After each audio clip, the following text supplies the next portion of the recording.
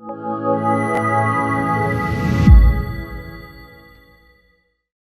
प्रदेश की मेरठ से एक अजीब गरीब खबरें सामने आई है। जी हाँ, 7 महीने पहले मौलाना का अर्शा से निकाह हुआ था। बेगम को रील बनाने का शौक था।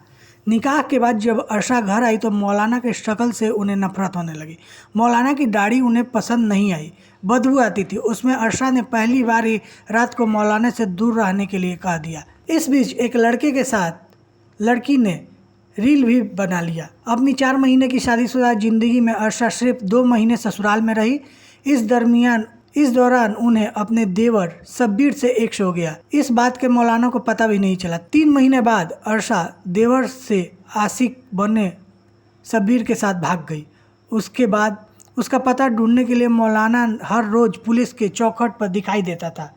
मेरी पत्नी मेरे घर से तकरीबन 3 महीने पहले मेरी छोटे भाई के साथ फरार हो गई। कैसे? वो मुझे पसंद नहीं करती थी, कहती थी कि भाई तुम्हारे दाढ़ी है, तुम मौलवी हो और मुझे इस तरह के लोग पसंद नहीं है। मैंने उससे पूछा कि भाई जब तुझे ऐसे लोग पसंद नहीं है तो तुम मुझसे शादी क्यों की? तो वो कहने लगी कि मेरे घर वालों ने ज़बरदस्ती शादी कराई है, लेकिन मुझे तेरे साथ नहीं रहना, तू मुझे पसंद नहीं है। और इसी तरीके से उसने मेरे ही घर में मेरी छोटे भाई से जो संबंध बनाए और उसके साथ फरार हो गई। क्या चाहते हैं आप? अब मैं चाहता हूँ उन दोनों को तलाश किया जाए, ढूंढा जाए वो कहाँ पर हैं और उनको यहाँ बुलाया जाए। और अगर वो उसी के साथ छोटे भाई के साथ रहना चाहती है तो फिर मेरा मामला क्लियर किया जाए। अब उसने मुझे भी लटकाया हुआ है और मेरे भाई के साथ रह रही है। मेरे पास रिकॉर्डिंग है उन दोनों की, जो प्यार मोहब्बत की वो बातें कर रहे हैं वो भी है। और जो मेरी बीवी मेरे भाई से कह रही है कि भाई तू मेरे घर जाकर जो सारी बातें कर, मैंने अपने घर वालों से बात कर रखी है और घर वाले मेरे राज़ी हैं तुझसे शादी कराने के लिए। कि मेरे घर वाले का कहना सिर्फ ये है तू किसी तरह शाकिर से डिवोर्स ले ले और हम तेरी इससे शादी करा देंगे अगर तू उसके साथ है।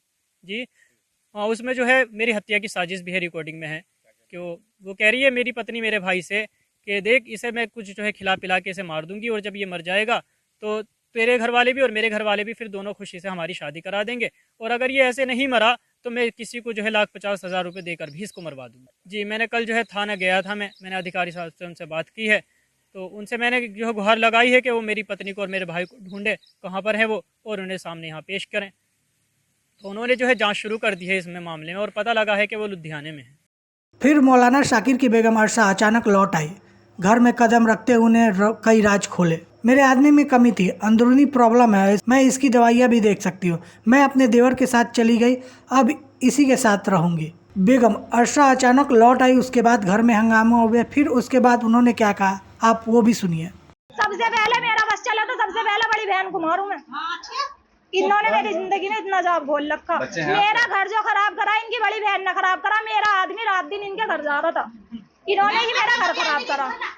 मेरा आदमी जाता था इनके घर डेली, कोई आधा दिन ऐसा मिस नहीं था जो मेरा आदमी घर नहीं जा रहा था। अब ये मेरे पे लगावे, मैं लोंडो को बुलाऊं, मैं यो बुलाऊं, एक सबूत मुझे ऐसा दिखा दो मेरा फला लोंडे के साथ सबूत है। साकिर ने मेरी वीडियो बनाई धोखाधड़ी से, साबिर के साथ की मेरी वीडियो है। वो किसने बनाई थी? साकिर ने। और रही बात मेरी बात की, जो भी बात मेरी है जिंदगी की पिछली, वो मेरे घर वालों ने खोल के करा। इन्हें मंजूर था तो मेरे से करते, और नहीं मंजूर था 50 आदमियों में खुल के आई, 5 लाख रुपए में लेकर आई। अच्छा, आपका पति का आरोप था कि आपको दाढ़ी अच्छी नहीं लगती थी? नहीं, अगर मैंने दाढ़ी के मैटर में कोई भी बात कही हो, जो तुम मुझे सजा देने चाहो मुझे वो सजा मंजूर है। दाढ़ी के मैटर में मेरी आज तक जिंदगी में कोई बात ही नहीं हुई।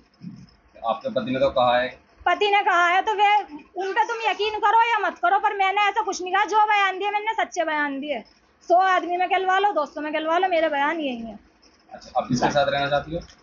अब अगर फैसला 2.5 लाख में होगा तो मैं चली जाऊंगी साबिर के साथ आज ही, अभी बिल्कुल इसी टाइम। अगर फैसला 2.5 लाख में नहीं होने का तो मैं जाने की नहीं, और ना ही मुझे डिवोर्स चाहिए बिल्कुल भी।